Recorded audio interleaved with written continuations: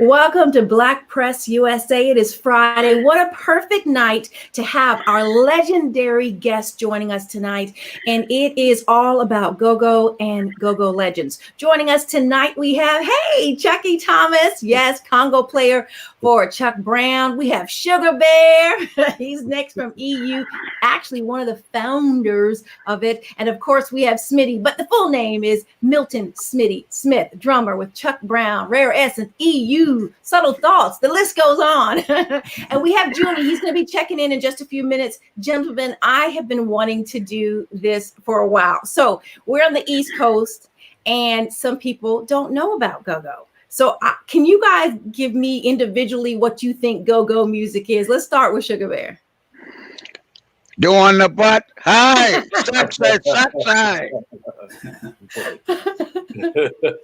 That's when it went national, though, right? Sure. That's when everyone was like, "What's that? What's that sound?" Right? But you guys have been cranking, is what they like to say out here in the DMV, right? For years. So, Smitty, how would you describe Go-Go music?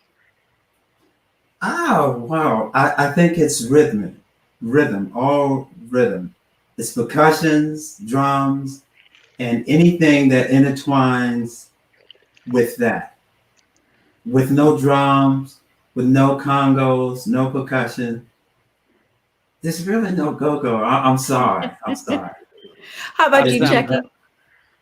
Well, for me, I mean, it's always been about a pocket. You know, this area is known for us having a pocket. And if you don't know what a pocket is, it's when how can I say? It's almost like a swing rhythm that happens, you know, and you swinging with the drums, you swinging with the congos, you even swinging with, you know, like Sugar Bear when he's on that microphone, he has a swing with him. You know what I mean? So this area is known for a swing. So, you know, it's one of those things that, you know, it started out as and Sugar Bear, you can correct me if I'm wrong, but it started out as a top 40 town here in DC, you know, and then, you know, they were faced with either you hired a DJ or you hired a drummer. Or you hired a band. And most of the bands played top 40. They played, you know, the stuff that was on the radio. And then they came out with the crossfader for the record players, you know what I mean? So they could keep on the dance floor longer, you know, with that crossfader. So it's a guy in particular, you know, Mr. Chuck Brown, you know, he talked about this Latin percussion that he had with a group that he used to play with called the Los Latinos. And he took that Latin percussion and he said, you know what we'll do is in between the songs, we'll put this Latin percussion beat in there. And then we'll do like a call and response, you know, y'all tired yet? You know, that kind of call and response thing. So then you got this rhythm happening in between the songs. Non-stop. It just created this vibe. Now, you know, I came into the game, it was already happening. But it, to me, what it did was, you know, it just showed me the difference between like funk and then our own spin on it. You know, we are known for the percussions here. You know, we got some of the top percussionists in the world here, you know, and, you know, we just cultivated a sound within, you know, what they say is, what is it? For the need for something's created, you know? So for the needing to combat against these DJs, Go-Go was created. You know? So Go-Go was created in DC. We know that. Yeah. And Sugar Bear, I'm going to ask you because you're one of Southeast's own our shining stars from DC. So when this first started, as far as when you got into the business of playing Go-Go, did you ever expect it to reach the national level and get a Jill Scott loving the music and people like, what is this? I mean, we've been listening to it for years. I fell in love with it when I first saw Chuck Brown, the Soul Searchers. Wow. I saw him at the Panorama Room because we opened up for him. And I never seen nothing like that before. Cause I grew up playing rock and roll, Led Zeppelin, Jimi Hendrix, AC/DC, Black Sabbath. You know. Oh, that's hardcore, yeah. And I'm black as tar, but that's what I like. That's what I like. I grew up like that. So you know, I'm probably one in a million. You know, but I love rock and roll music still to this day. And of course, when I saw Chuck, I said, "My!" And the place was wall to wall, panorama room, wall to wall, and we opened up for Chuck, and nobody knew we was there because we was playing rock and roll. Black people don't want to hear Oh, that. oh, They don't want to hear that. And so Chuck, long story short, he told me, he said, "Son, you got a lot of talent because we could play for little boys. We could really play." And he said, "You got to play what people want to hear." And I watched his whole set, and we went in there, and I took his advice, and here's Sugar Bear today. Sugar Bear, how old were you? Because I had no idea that We you talking about, started off playing rock. yeah, 16, 17 years old. Yeah, for real. Wow. That's real talk. 16-year-old in Southeast DC playing hard rock music. All right, Yeah. that's something I'm learning today. Well, That back is something. then, Yeah. excuse me, I didn't mean to cut you off. No, Back no. then, music was, everybody had their lanes. You know what I mean? Yes, yes, You had some people, they like to party. Some people like, we call them hippies back in the day. right. And we would listen to, bluegrass music, rock and roll, whatever. Sure. And And it that just was went me. from there. I was a black hippie. So let me ask you, Milton, what's your story with entering to Go-Go? Where did you grow up? I grew up in Glenard, Maryland. Go Okay. Glenard. I All love right. Glenard, Maryland. I grew up in Glenard, Maryland. And here's something a lot of people don't know. I met Chuck Brown. I was 12 years old. I was into music at 12 years old. I learned the schedule as Chucky Thompson brought out. Chuck Brown used to play R&B. He would play a song note for note, every song he played. It wasn't until years later that he started playing to this one beat, this Congo, and then intertwining. But when he started, he was on R&B. I was 13 years old, and Chuck snuck me into a cabaret. Yeah, I don't know nothing about the cabaret. I have never been to one. So the cabaret was you bring your own alcohol, and you sit at a table with a group of your people. You buy a table, And your and you three-piece sit suit. at that table. You kidding me, guys? Are you serious? Yeah, You brought your own liquor? You Yeah. brought your own liquor. Three-piece Oh, my- suit. So Chuck, let me tell you, this is what Chuck would do. Chuck said, "Come on in here, son." What's going on, He would partner? sit me behind the drum. You couldn't see me. You stay right here, son, until they get drunk. Then you can come out front and listen. Hello, everybody. Hey, Judy, how are you? But yeah, I'm doing fine. I We're glad to started have listening you. to Chuck at Smitty is telling 13. us about his first, I guess, relationship with Go-Go and meeting Chuck Brown at 12 and sneaking him into a cabaret, which I'm learning you bring your own liquor and you wear a three-piece suit, right, Sugar Bear? Yes, Yeah, you sir. gotta have three-piece suit on. Yeah. But I Oh, my learned his God. schedule. He would be at this one place in Glenard, Maryland, every Friday.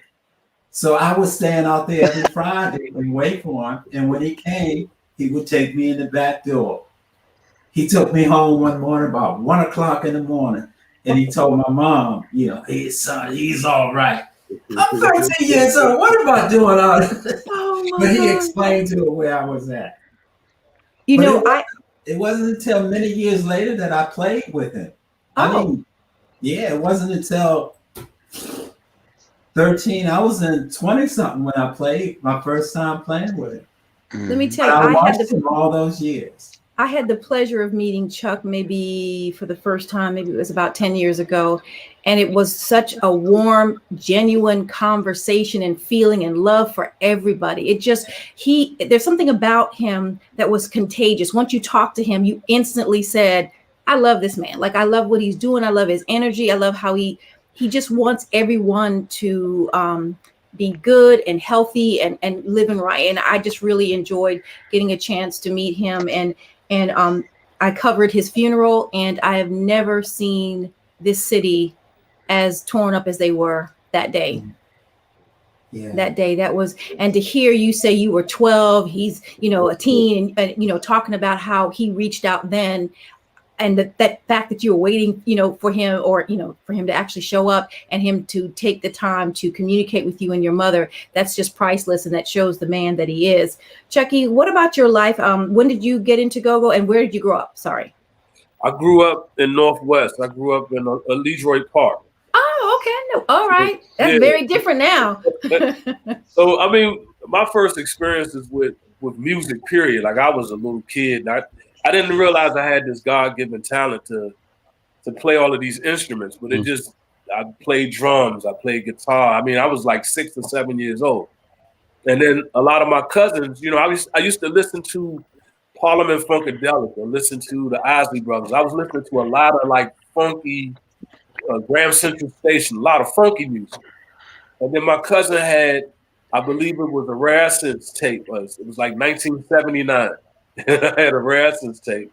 And I got a chance to hear, it was just different. It was like, it was funk, but it was local. It was home. You know what I mean? So I'm hearing all these beats and listening to, you know, James Funk and the crazy part about it is I got turned on to Rare Essence before I got turned on to Chuck, because Rare Essence was my age group. Yeah. Okay. You know, and shortly after it was EU and Trouble Funk. You know what I'm Yes. saying? All of these people before I got to Chuck. You know what I'm saying? So it just hit me like a ton of bricks. I didn't know what it was. You know, I had like older buddies of mine, and they were explaining it more on a social level. Like we go to the Gogo to hook up with our friends and hang out and that kind of thing. So I just heard the music and I knew that it was something different. I knew it was cranking and crazy, but I got introduced to it more on a social scene. You know, like we back in those days they would have house parties, you know. So I remember those. One side of the block, and all we had was records. So one of the biggest records that we had was like EU Freeze. You know what I'm saying? That record, yeah, it still makes people go crazy. The party was going nuts back in the day. And still now, if you play it now, you know. We started waiting on the records. Like then shortly after that, I believe E Flat Boogie was the Trouble Funk record that came. Okay. You know what I'm saying? So I started getting introduced to the record side. And then I remember being in the Howard Theater. I was like in the 6th grade. I don't know how I got in there, but I got a chance to see the lineup was Reds and the Boys was first, EU was second, and Rare Essence was last. Right? You remember that? Wow. Because EU, it was almost like a contest we had in our brain. Like, okay, Reds cranked. Okay, then EU just crushed them. Okay, so then are you going to even be able to touch EU? You know what I'm saying? It was always that kind of thing happening. So, like I said, I got introduced to it, you know, from a social side first. And then I got a chance to understand the musicians. Like, I started understanding the Sugar Bear back in the day and his calling and how he used to regulate the crowd versus Big Tony and how he used to regulate and orchestrate the crowd. Then I saw James Funk and how he did it. All to lead up to this guy, Chuck Brown, that, you know, was an old cool cat playing this jazz, and they had so, you know, it was a slow grind for me, but it's infectious. Like once I got in it, it was a wrap. It was like it was my town, it's my sound, you know what I mean? Right. It's like everything that helped me out later on in the music business. I tied all back to the music from here, you know? All right. Well, we have Junie joining us from EU, singer.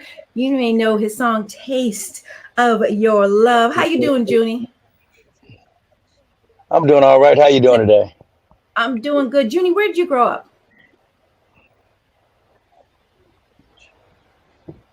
Can you hear me, Junie? Are we hearing me? How you doing? Hello, everybody. Hey, what's going on? How y'all? Junie, where did you grow up? In Glen Arden, Maryland. Glen Arden. Okay, wait a minute. So does that mean? Okay, wow. Okay, so that means that's Prince George's County Parks and Rec, right? Right. Born at Howard University. In my younger part of my life, I don't remember that too much. That was in D.C., but I remember growing up in Palmer Park when Sugar Ray Leonard became famous, and then moving to Glen Arden. So around that time, I wasn't even doing music. I think band then was doing Knock 'em Out Sugar Ray or something like that about that time. But back in them days, Glen Arden was when I started to follow go-go music and some other music that I love. So how old were you when you? That's when I met Sugar really Bear on that. Yeah, I'm sorry. How old were you when you really got involved with go-go, whether it was playing locally in your neighborhood or in DC? Maybe maybe 18, because I remember when I first started playing, well, getting involved in the music side of it, my cousin Juju kind of was already playing with EU and a few other bands. But me and a keyboard player that played with Sugar Bear, Ivan Golf, he was producing a lot of records on a lot of different folks. And so I almost became a part of that project first, because they had another singer in the band who could really, I mean, the guy that was in the band was phenomenal. His name was Erkan. And after some years that went by, and maybe carrying Sugar Bear bass around in the beginning years, messing up one of his bass guitars, if I'm not mistaken. Eventually, the doors opened for me, and I think Tears was like my first song singing with the band, and from that point it just kept going on and on and on, and those are those beginning years. Now, for people that are tuning into the fireside chat, it was fun. Them were the days. With the Legends of Go-Go, I want to explain to you how addictive this music is. Again, Junie, you weren't here when I said this, but when I came here, military brat, came from Europe, mom English, dad American. I remember being in school and the boys would beat on the desk, beats, right? With a pencil, and I can't do it. I'm not going to just, mess it up with one hand like this and a pencil going like, and I'm just like, what has people going this crazy over it? I wonder, how do you audition when so many people love and feel they can do it? I don't know if you guys were all self-taught, but how do you audition or get into a band like an EU or Rare Essence? I mean, what's the process? Well, you got to have talent, man. And at the time also, when I first started wanting to get involved in bands, EU was the only, other than Chuck Brown, and I wasn't really a Chuck Brown follower in the beginning. I liked his style, but EU was the only band that were consistently writing a lot of different songs that I thought maybe had radio potential. I mean, we knew they had like Bustin' Loose, but that was kind of before I even got into the scene. When I came along, EU was doing like Ooh La La La, Ooh La La, Future Funk, EU Freeze. Those songs kind of, I could vibe with those because there was a lot of singing going on at the time. I don't know who the management had at that time, but the band was leaning more radio as well as holding the crowd down, but they were doing a lot of radio stuff. And that's how, I wanted to be involved in that. So, Sugar Bear, when did radio pick you up in DC? Do you remember what station that was? The first one was WOL. What? Oh, wow. Which is now Radio 1 station. Wow. Really? Yeah. And did that take the music to a whole new level? Yeah, I mean, it survived. It survived our culture because you couldn't hear nobody else would play our music, but that station. Period. Yeah. I mean, they played it, and finally, it was so much in demand and taking over the radio waves, and everybody was losing their listening because everybody was tuning to WOL AM station. AM station. Yeah. And the Go-Go dominated the airwaves, so everybody tried to sneak a little Go-Go cut in here and there on their station to get their audience to come back. But yeah, that's where it came from. Wow. That's real talk. Real talk. I gotta commend Kathy Hughes for her being a genius about seeing music and knowing where she was as far as what her listeners wanted to hear. One of the things that I remember so much about hearing Go-Go, and I don't know what it is, but when I hear the congos, I literally think I go into a trance. There's something about that instrument. I think it's crazy. I have not had the pleasure of going to a Go-Go, but I've listened to it because when I was in college, everyone would have these tapes, and I'm like, they would sell them for 20. Some certain tapes sold for $30, and I'm like, are you kidding me? Really? Where that money? Where that money at, man? Where that money at, man? Where that money at, man? I'm not kidding. I remember, I was at the University of Maryland, and I would pull up, and he would open his trunk, and I mean, they would just flock, and I'm like, they're spending $20. What? So I just think it's amazing, and I know, Sugar, that we have you till about 7:30, and everyone's going to stay on till 8. what has your life been since you connected with Salt and Pepper, or you hit the national stage? How has that changed your life? Well, to God be all the glory. My life changed immediately when the butt came out. I mean, immediately, because we all had 9 to 5 jobs, I'm sure, and uh, I was working a full-time job. Our band was always very competitive, so what I mean, we was very marketable in our area Okay. because you got to have something people want, and EU always Right. gave people a different flavor, but it was effective. So during that time, we put out a little EU Freeze, Cabbage Patch.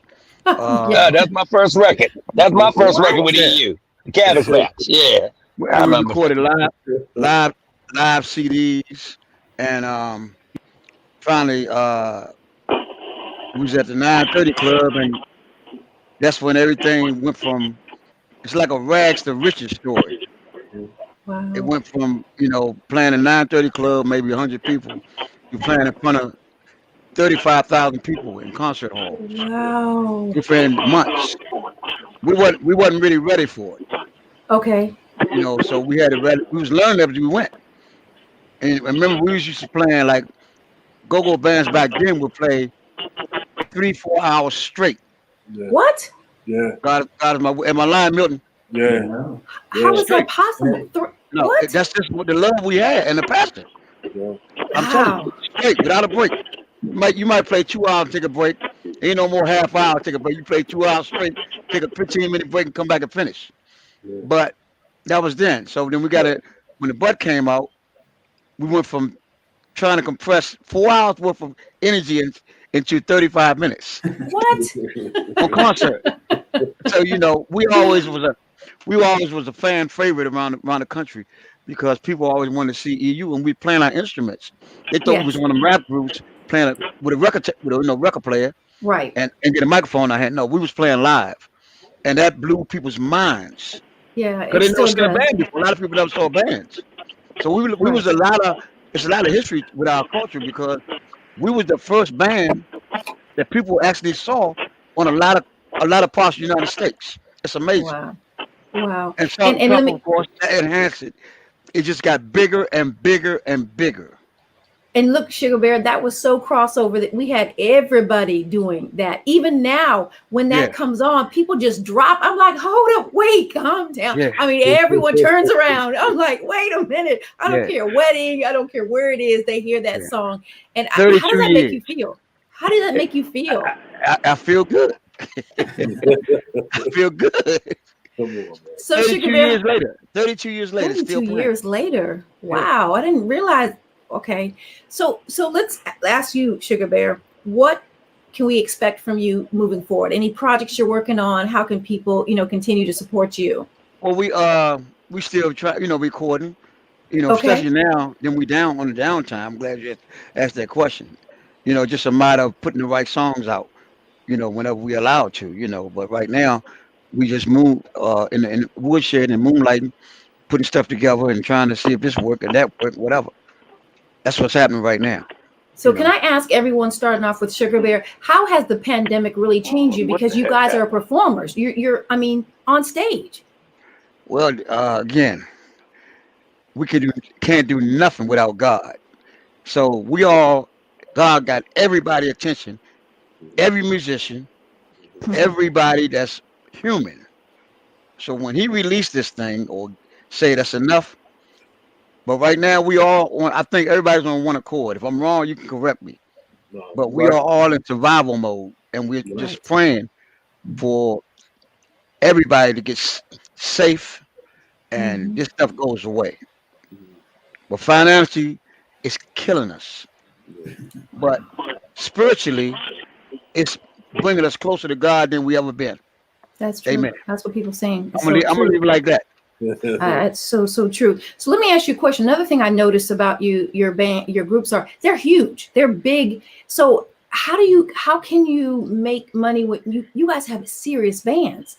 Yeah, How does it's that it's the work? it's the love. Yeah. We don't make a lot of money, but it's the love. Believe what I tell you. It's the love. You know what I'm saying? I do believe that. I do believe that. You know, and I'm going to go around because I know Sugar Bear is going to be hopping off in a second, and Smitty and Junie and Chucky, I'm going to ask you the question too that I asked him. But another thing I want to know, and I'm curious about, how do you go about selecting the songs? Because I can't believe there's this one song, and I'm going to think of the name, and I heard you guys, maybe it was a rock song, and I heard Gogo play it maybe 10 years ago. And I said, how do they have the you clearly know what song that is, but it's not the song. I just think it's amazing, the talent that you have. And I think there's an all-female go-go band. Absolutely love those sisters. Now, I don't know if there's any more female go-go bands out here. Is there more than one or two? Well, Pleasure was the first one I ever seen in my life, and they was Okay. cranking. Right. For girls, they was serious. They got a Christmas song out. Yeah, still play. Yeah. Are you serious? Yeah. Oh, I'm gonna have to have them on. Wow. Yeah. So now, Sugar Bear, what artists would you like to work with? That you just interested in? I mean, maybe you didn't think about Salt and Pepper. I work with the famous Milton Smith. You know what I'm saying? Chucky Thomas, I'm still waiting for Chucky Thomas right there. Hold on. So, hey, look, and I know you gonna bring it the bank to you. Let's go get it. You know what's interesting, Taylor, is Chucky and I played together with Chuck Brown. Yeah. Chucky was the conga player. I was the drummer. Our first time playing together, we were on tour. Go live. We would go live, and then we went on tour. We were over in London. Right. Chuck had no idea that this guy was his talent, as he knew that he could play. Then when Chucky came back and he decided, well, let me do something else with my musical talent, and he started producing Faith and Biggie Small and Mary J and all of these. Yeah. He took the same elements that he grew up with from DC and he shared them with other people. And because of him, there are still a lot of people that are still growing. And I just want to give props to him. This guy has been all right, Chucky. In music. We just need to hear more about that. I always talk to artists.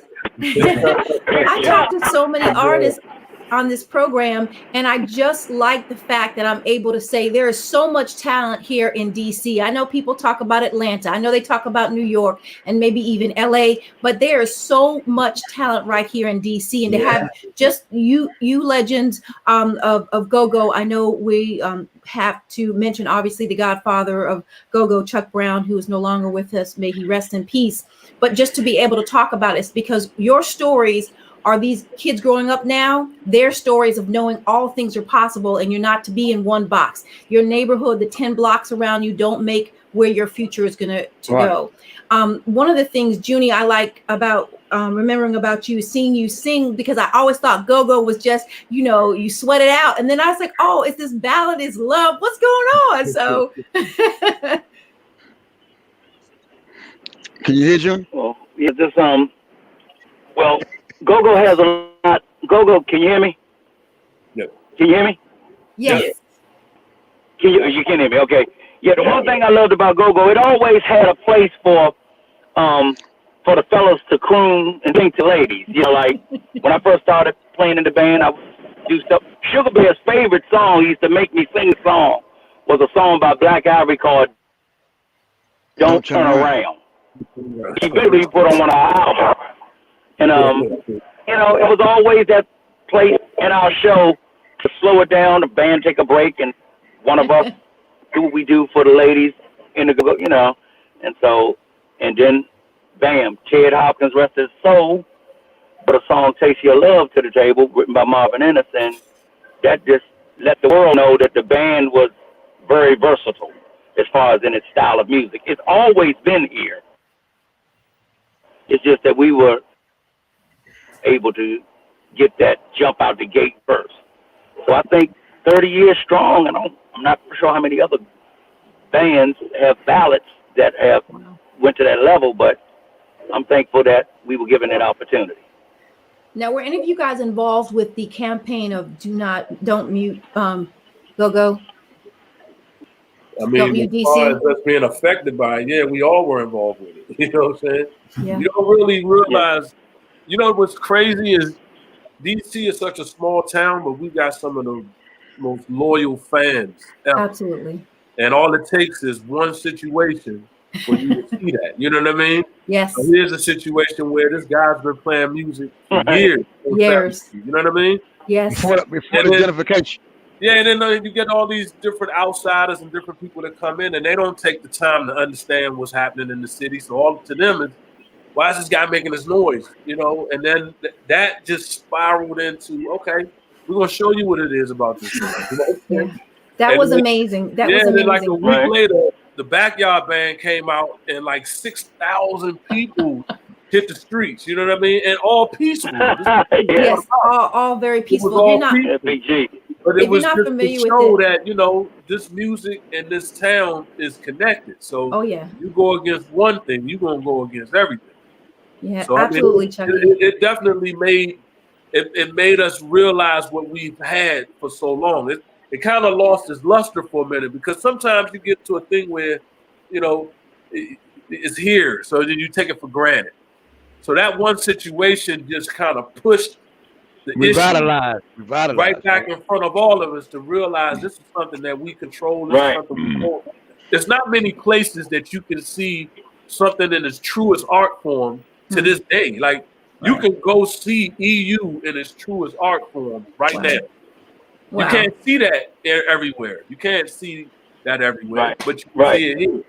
So, you know, it's a beautiful thing, man. Like, I actually, you know, I'm glad it happened. You know what I'm saying? For those who don't know the story, Don't Mute DC, there is a corner store, Florida and Georgia Avenue, excuse me, because I all the time, the years driving to Howard University, and I don't think I've ever not heard music come out of there and see someone at the corner just getting it by themselves, you know. And there was a gentleman, they by themselves getting it, exactly by themselves.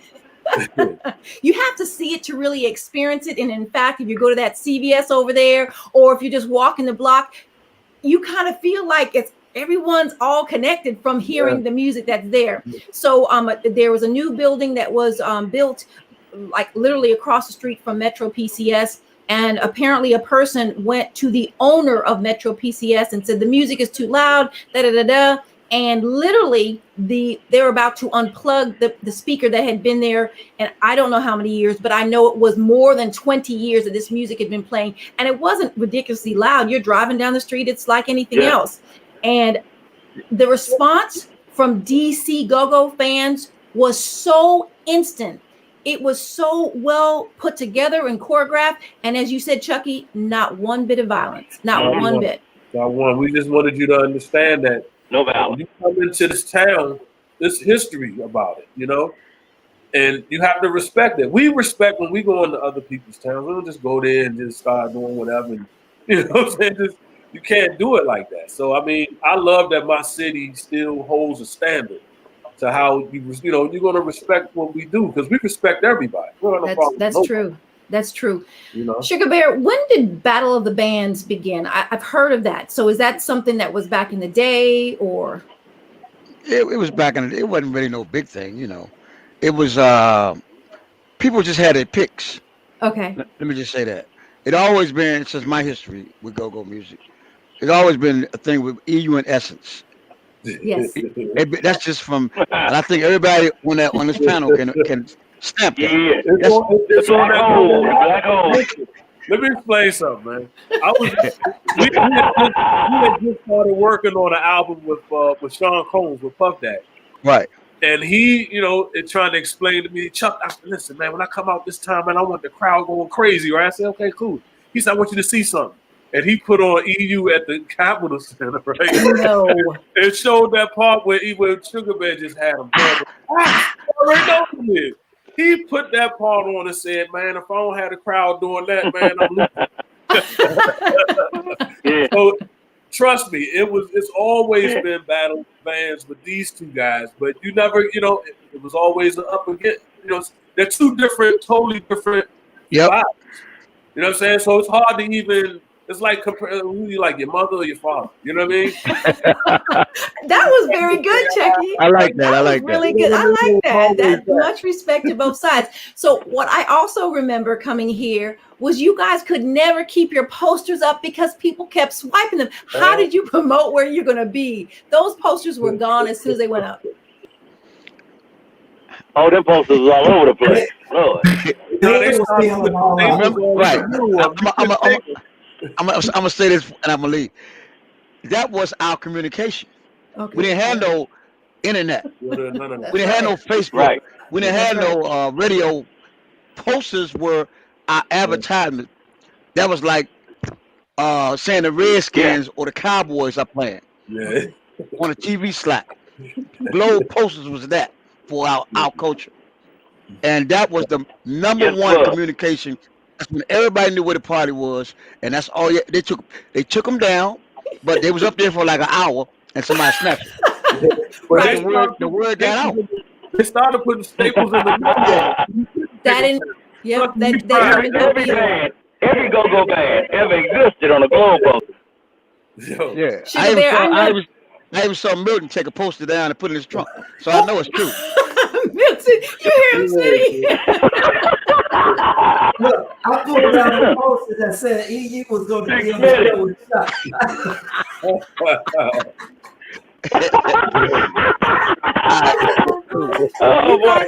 Oh, you know these cats like to join a lot too. Gotta watch out, don't get them started. Taylor, when they know that they were going to be on the show with Chuck, they started a week of rehearsal. They don't rehearse. Only when it was time. I was trying to tell you. No, that's the best part because that made us play better. Did it? And I think that right now, when you said something about the battle, long story short, EU makes Essence play better. Essence makes EU play better. Yeah. And Chuck Warner, etc. Because that's what it's all about. And everybody want to bring their A game, especially when you got big shows like that. That's what it's all about. But it's all in love. Because after the show, everybody back giving high fives on the Pancake House, whatever. And you did not bring up the Pancake House. I learned that here too. I learned that here too. Yes. Now, Sugar Bear, I know that you have to go somewhere else. Yeah. Before you leave, can you leave your fans as one of the legends of Go-Go? Can you just leave us with a few words so we'll pick it back up with Chucky, Junie, and Smitty? If you don't have God in your life, you're gonna fail. Case closed. I love it. Sugar Bear, I tell you all. Thank you so much. Be safe and much success. For world peace. All right. World peace. We are all one. We are one. We are one. Ow. Ow. Thank you, Sugar Bear. Thank you. So Chucky, we have Junie, and we have Smitty. These are just some of the legends, Go-Go legends here. Of course, I have to acknowledge the Godfather of Go-Go, Chuck Brown. May he rest in peace. Continue to rest in peace. I just think he's such an amazing person. So, Smitty, you have so many things going on. In fact, by the way, thank you for pulling this all together. And I truly appreciate that. And I love seeing how much you guys all love each other. Even at some point, you played for different. So Thomas said, I snatched them. Oh, he's one of the people who snatched the posters. Okay, Thomas. So when you guys think back about when you started growing, really growing in popularity, can you tell me how it's changed your life now? Because people see you, they know who you are. You're not even on TV. People know who you are. For me, I've never changed who I am. When you said something about Chuck Brown earlier, I was raised by Chuck Brown from 13. We kept in contact. So what he taught me was how to be a person, a human, a musician. Not how to be a musician, a human, a person. He taught me those things first. He taught me that everybody matters. Small, young, it doesn't matter. Everybody matters. But I give most of my props to my family, my wife and my kids who they keep me grounded. I walk the dog, I wash the dishes, they keep me grounded. I'm just Smitty. I like that. That's it. Now, Junie, I'm not putting your business in the streets, right? So I know that you did the love ballads. So how did you Go keep ahead. them all off of you? Because I knew people talked about you, that they wanted to date you, they wanted to marry you. Oh Lord, but to be honest, man, we played so many places. We ain't stay long enough to get involved anyway. We were in and out a lot of places, right? But I can't. It the song. I mean, it was a phenomenal record for what it did, especially in coming from behind. The book was a whole different monster. But to be able to go in another direction, it kind of like took us by surprise. And you know, it was just one of them things. It just had its own wings and just took off. I thought other songs on the album would have did a little more, but for some reason, people just loved that record, and I was just thankful for it.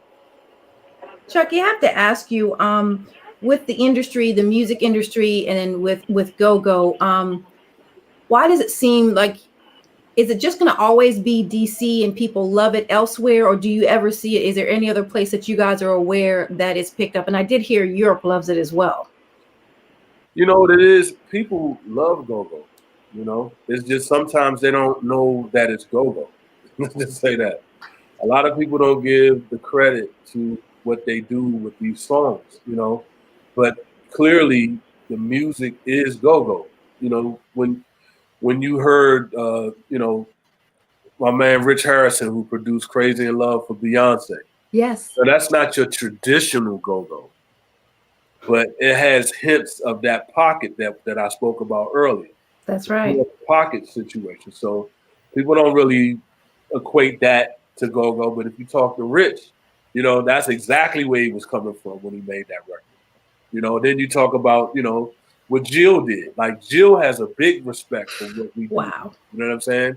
She's always respected Chuck Brown to the point where she tried it. Say, you know what? Let me just try it. This is my chance with my album. If I'm going to fail, I'm going to fail on my own, you know, decisions. And she decided to do a Go-Go record that's a classic right now.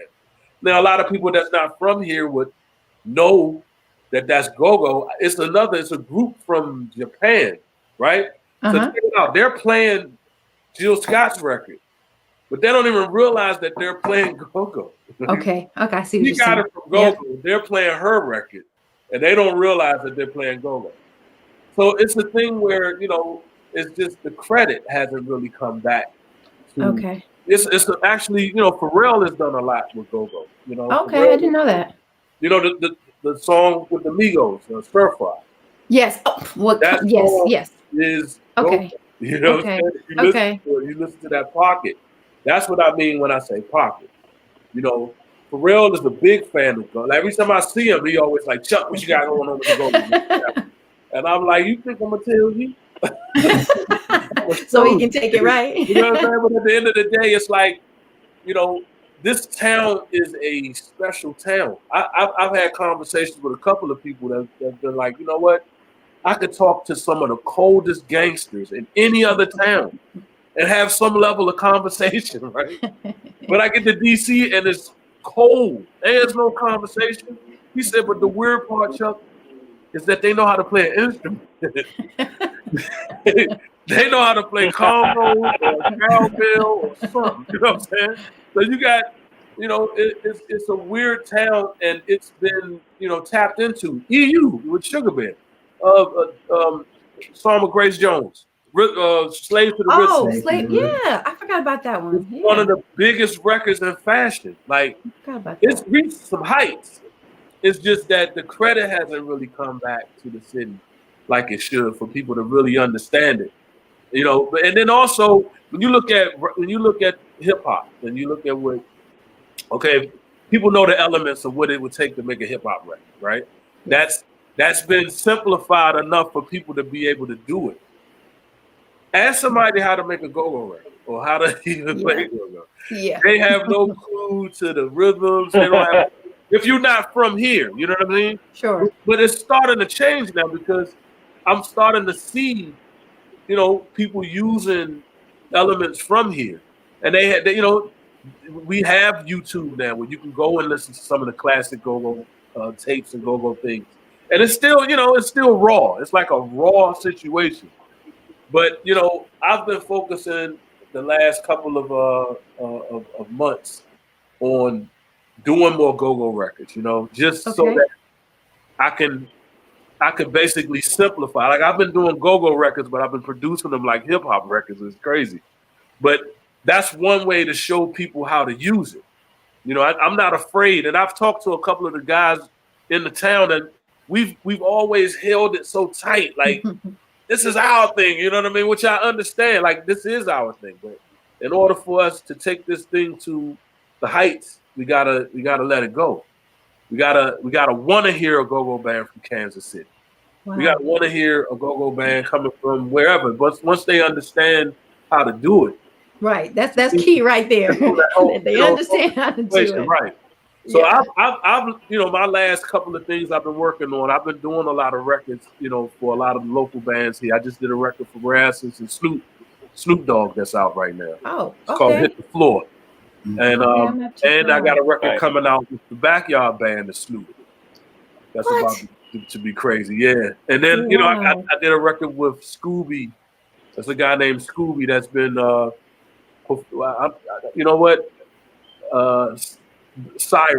Frank Cyrus and Company is the name of his band. Right, Frank Cyrus. Right. I did a record with his band. I did a record for Team Familiar, which was Darnell Floyd's group at one time. So I've been trying to just, focus on what's happening in the city. I boil our fans. This is weird. I'm gonna say this, but I boil a lot of our DC fans down to 3 categories. Okay.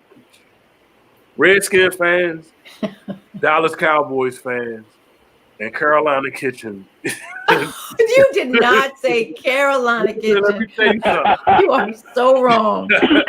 Let me pull up with a cranking beat in any of those places and watch everybody jump around and come in, because that is so funny. That's us. Those are the fans I was talking about. That will, we got the best fans here. So I try to cater this music to that particular section of people, because I know if they love it, they're gonna ride for it. It's nothing, they'll fight for it. You know what I'm saying? You just see what happened with Don't Mute DC. So I just think there's a swagger though. Yeah. There's a swagger with people here in this area and go-go music and dancing to it and playing it. It's just I don't even know how to say, maybe it's that special mambo sauce. I'm not sure, but it's something that's different here. I'm just saying, I do understand what you're saying about other people picking it up and doing it. I just think you have to, I think it's a life. It's I just think it's something different, and I love hearing it. I want to ask each of you. You haven't been to a go-go yet. I know, but I haven't. But let me tell you, I have not, guys. I have not been to a go-go. But I don't even know where. Well, yeah, I did. What do you guys have to say about that? I have never. I don't even know this. I was on a military base. You can't really understand it unless you go. That's what we always say. Remember we were talking about the cabaret? Yeah, I haven't been to a cabaret. No. Right. No. You get the idea of it. Yes. But you're not going to really know what it is. You walk in, see that potato salad on the table, see the uncle over there with the red. You got to feel it. This go-go is the same way. You got to be in there and feel the music happening in front of your face. I mean, for you to catch it and you haven't been, yeah, I do. It is just tear you apart when you get in there. I can imagine. Honestly, I can imagine. It is just. I mean, I really do. People would be surprised to hear that. But again, I told you, as a teenager, the guys that I would go out with would play it, and it's just. I don't know. It's just something about it that when you would hear it, it's almost something. Believe it or not, probably most people wouldn't do it. I can listen to it in the car by myself. Let me enjoy and soak it in, and you just literally, I mentally go somewhere else. I just think it's great when I hear the songs that you play. And one of these days I'll have to go to a go-go. You have to. I have to tell the truth. We definitely have to make a pact. And the one thing, Look, and my girlfriends and my friends are texting me Because now even before- saying, "I told you should have gone when I went." They're blowing up. You can't have a platform like this and not know that part. We got to fix that. We got to do that for the next time we do this. Arnett said, she said, I remember being in high school many, many years ago and having free lunch, which meant you had an hour to do whatever you wanted. And we would listen to Chuck Brown. I feel like busting loose. All right, Annette. We had a boom box and would walk in the halls blasting it. Don't know how we got away with that. Me either. Annette. Wow. Wow, flashback. So I want to ask each of you, and whoever wants to start off first, how has this pandemic affected you in with the business of making money? Smitty? Well, for me, wow, man, it hasn't really affected. It's just certain things I can't focus on if I'm making any sense. I try to stay positive. So what I've been doing is focusing on my music. I'm working on a project. I had the pleasure of getting Mr. Frank McComb to come in. Oh. So my next release, using Brother Frank McComb, and I've introduced him to Gogo, and he has lost his Johnny Hathaway mind. No, he loves it. I'm sure he does.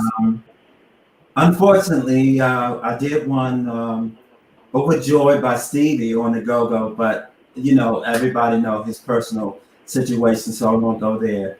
But I almost had the pleasure of doing it with him, but I still did it. But Frank McComb, I sent him the track, and he lays this song.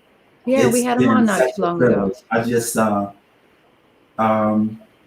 that's what I've been doing, just focusing on continuing to move ahead, because when it let up, yes, I'll be ready. That's right. You got to be ready. Got to be ready. Junie, how about you? How has it affected you, the pandemic? Or well, I've been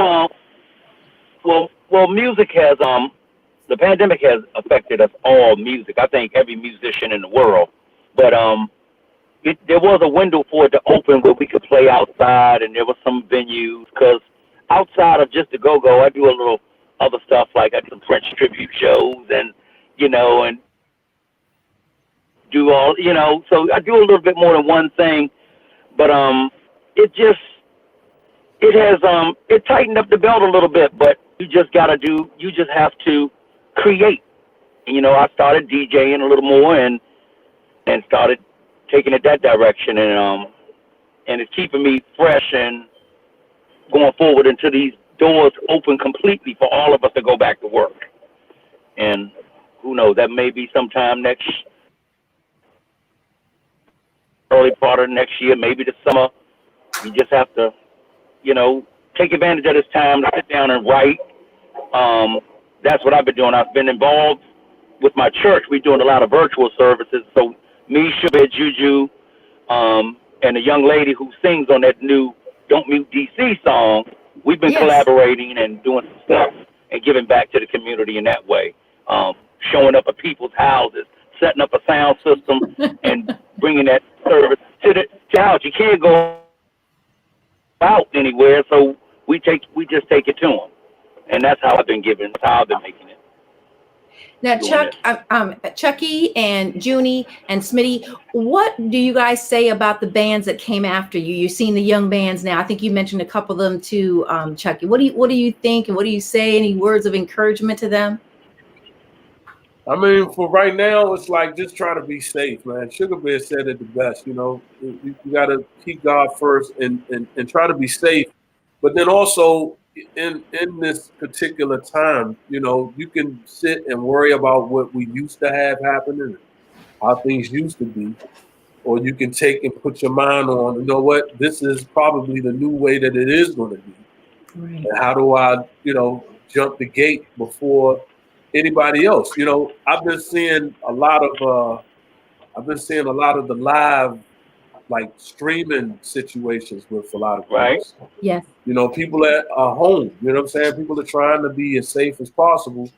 So you got a platform now where people are in the house, you have to use it. You have to say, what, let me let me do something I normally wouldn't do. Let me create a live, you know what I'm saying? Something Right. alive. And I mean, as long as you know, if you're quarantining and you're testing you have some type of a testing station set up with Lysol or something, just to make sure people are safe. It's ways to set up a camera and let guys perform and do some type of streaming so people can at least still see your creations and that kind of thing. And then also, this is a good time for records. This is a good time for groups to kind of create and come up with 3 minutes, using a basic structure. Because a lot of times with these go-go groups, they don't understand song structure. So when you're making records for people that don't really understand the language, say you're trying to do what we did, Milton, when we out overseas, and people love the music and people love the energy, but they don't understand the language. Then you have to have some type of structure. Like I said, this thing started from top 40 records. So you can't skip that part of the record. You know what I mean? Okay. I always looked at go-go as a genre. Yes, it's a culture, but it's a genre too. Any record can be made in a reggaeton. Any record can be made in, salsa. You know what I'm saying? Whatever. But guess what? Any record can be made as a go-go record. You know what I'm saying? Wow. So it's just you have to get ready to be clever. A lot of the biggest go-go records have been songs that they've played of other groups, like Pieces of Me, the Rascals record. That record stayed on the radio, or Backyard when they did the Adele record. Those records stayed on the radio. But was set up as a record that had structure to it. You know what I'm saying? Okay.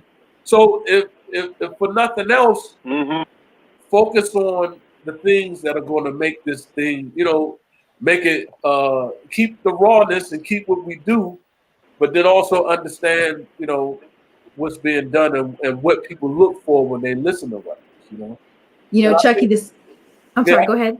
No, that's it. I think that will definitely recreate a vibe and an energy from the city that's hard to compete with.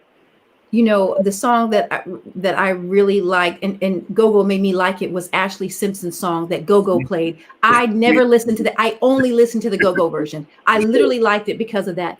Kevin Marable says, I always appreciate the fact that the bands were a symbol of peace around the city. Although the bands were competitive and brought the best out of each other, I never saw them in any beef with each other. I always saw them supporting one another. And when they saw each other, it was always love. Thank you, Kevin. I think the guys have shared that as well.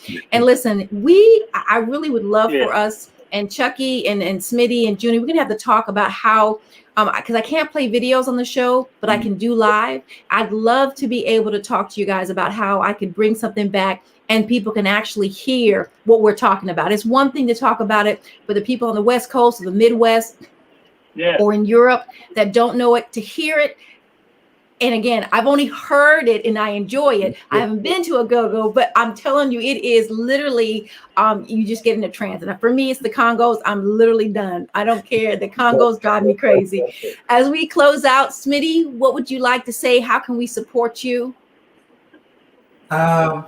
Smitty.com, my new single with Mr. Frank McComb. Yes. Get it in there. Yeah, get it in.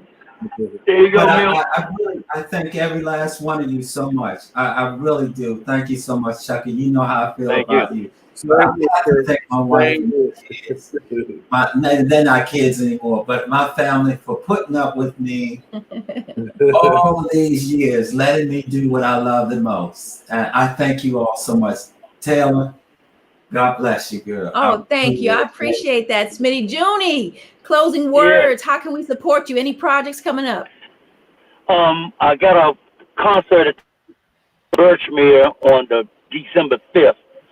Okay. Got to talk to Sugar Bear about that, right? But I just want to say, I'm just come out, support the go-go stuff that I do, some of the Prince stuff that I do. And even before I leave, I like to say this thing is real. During the years of, you have your ups and downs in go-go music, and when I needed someone to talk to and could turn to, I could really talk to that brother, Milton Smith. about some things in my life personally, and it helped me get to where I am Wow. today. And Thank you, Jim. so, somebody to talk to. It's good that we have each other. We really are there for each other, and I want to thank you, Milton, for all of that. You know. Thank you. Wow, man, this is Hey, so hey, great. You know you're the man. Chucky, how do we close things out? Words of encouragement, any Chucky, projects how can do we it, support Chucky. you? I'm gonna have to piggyback Do on it, Chucky. Judy, man. There's been a lot of crazy conversations, man, with Milton that just helped me stay in tune. You know what I'm saying? You have to have somebody that understands lifestyle. You know what I mean? And when you in this go-go world and you in this live and this music world, I mean, Milton's been in it. You know what I'm saying? He got in it way earlier than me. And, you know, his mentor was my mentor.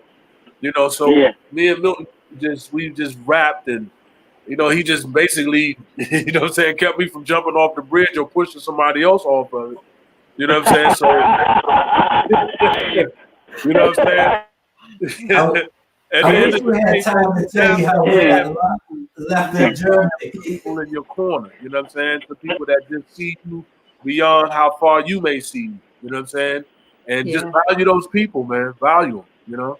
I just have to thank you, Smitty. I have to thank Junie. I have to thank Chucky. Gentlemen, thank you for so much that you have given DC and the country. And we hope to connect with you. And seriously, Chucky, Milton, Junie, let's try to see if we can set something up maybe after the holidays to actually have the music so people can hear what we're talking about and feel what we've been expressing here today. I hope you guys have a great we can definitely weekend.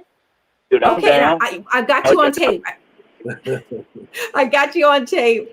I have to thank my Legends of Go-Go for taking part. I also want to thank Concert Connects for making this happen. And next week, we have saxophonist Mark Felton. So until next week, God bless and goodbye. God bless. Thanks, guys. Thank you.